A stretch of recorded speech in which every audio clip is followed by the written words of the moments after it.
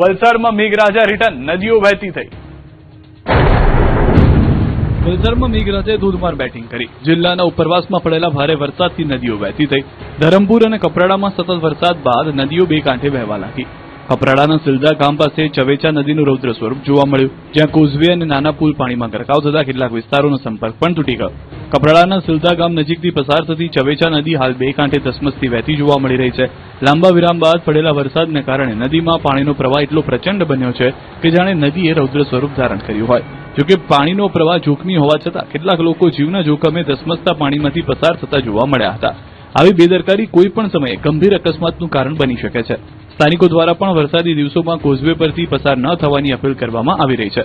ભારે વરસાદના પગલે નદીઓમાં પાણીની આવક હજુ પણ યથાવત છે, ત્યારે તંત્ર દ્વારા નીચાણવાળા વિસ્તારોના લોકોને સાવચેત રહેવા, નદી નાળા તેમજ કોઝવે નજીક ન જવા સૂચના આપવામાં આવી રહી છે. સુરત, વલસાડ, ડાંગ, ભાવનગરમાં પણ વરસાદી માહોલ. સુરતના ઉધનામાં ફરી ભરાયું પાણી.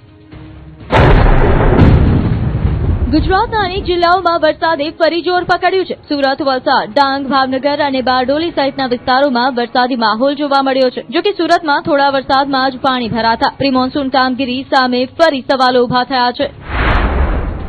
સુરતના ઉધના વિસ્તારમાં થોડા વરસાદમાં જ રસ્તાઓ પર પાણી ભરાઈ ગયા. ઉધના બસ ડેપો નજીક તેમજ ઉધનાથી સચિન જતા માર્ગ પર પાણી ભરાતા વાહન ચાલકોને ભારે હાલાકીનો સામનો કરવો પડ્યો હતો. સ્થાનિકોના જણાવ્યા મુજબ આ જ સ્થળે ત્રીજી વખત પાણી ભરાયા છે, જેના કારણે પાલિકાની પ્રી મોન્સૂન કામગીરી સામે પ્રશ્નો ઉભા થયા છે.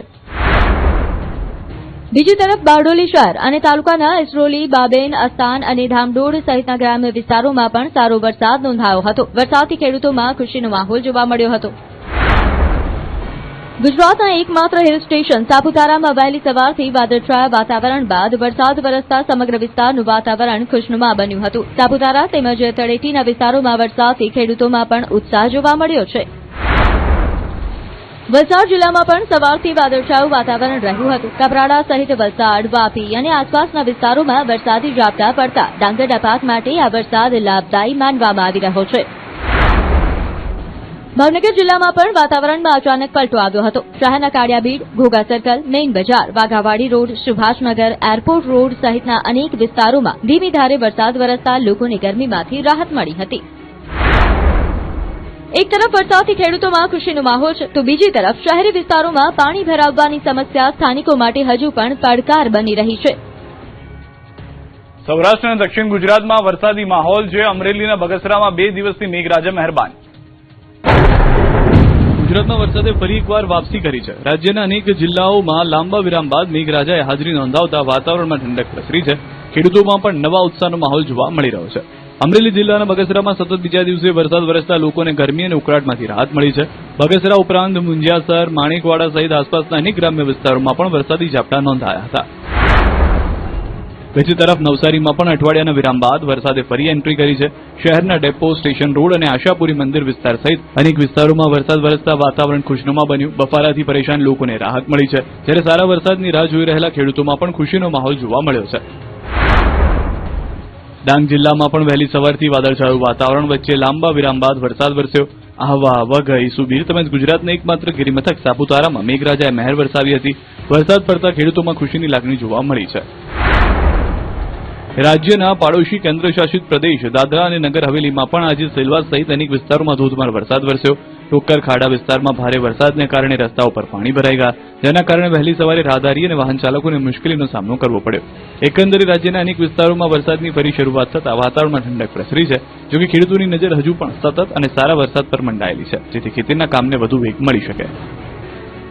21 જુલાઈથી મેઘરાજા ભૂક્કા બોલાવશે, અંબાલાલ પટેલની આગાહી. આગામી તારીખ 21 થી 30 જુલાઈમાં વરસાદી વાહન આવી રહ્યું છે. રાજ્યમાં વરસાદનો વધુ એક રાઉન્ડ આવી રહ્યો છે. 21 જુલાઈ બાદ રાજ્યમાં વરસાદનું જોર વધવાની શક્યતા છે, જ્યારે દક્ષિણ ગુજરાત સહિત અનેક વિસ્તારોમાં ભારેથી ભારે વરસાદ વરસી શકે છે. હવામાન નિષ્ણાંત અંબાલાલ પટેલે આગાહી કરી છે.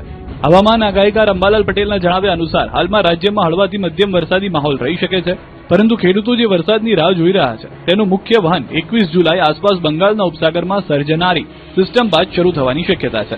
તેમણે જણાવ્યું કે 21 થી 25 જુલાઈ દરમિયાન મધ્ય ગુજરાતના અમદાવાદ અને વડોદરા સહિતના વિસ્તારોમાં ભારે વરસાદ અથવા વરસાદી ઝાપટા પડી શકે છે.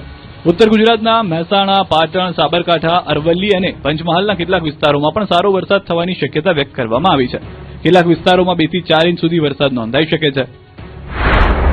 21 થી 25 રાજ્યના ભાગોમાં વરસાદ થવાની શક્યતા રહેશે, જેમાં લગભગ મહીસાગરના ભાગો, વડોદરાના ભાગોમાં કેટલાક ભાગોમાં ભારે વરસાદ થવાની શક્યતા રહેશે. આ ઉપરાંત અમદાવાદના ભાગોમાં પણ ભારે વરસાદ થવાની શક્યતા રહેશે. ઉપરાંત અંબાલાલ પટેલે શક્યતા વ્યક્ત કરી છે કે 26 થી 30 જુલાઈ દરમિયાન દક્ષિણ ગુજરાતમાં ભારેથી ભારે વરસાદ વરસી શકે છે. કચ્છ, પોરબંદર, દ્વારકા, જામનગર અને ઉત્તર સૌરાષ્ટ્રના વિસ્તારોમાં પણ સારો વરસાદ થઈ શકે છે.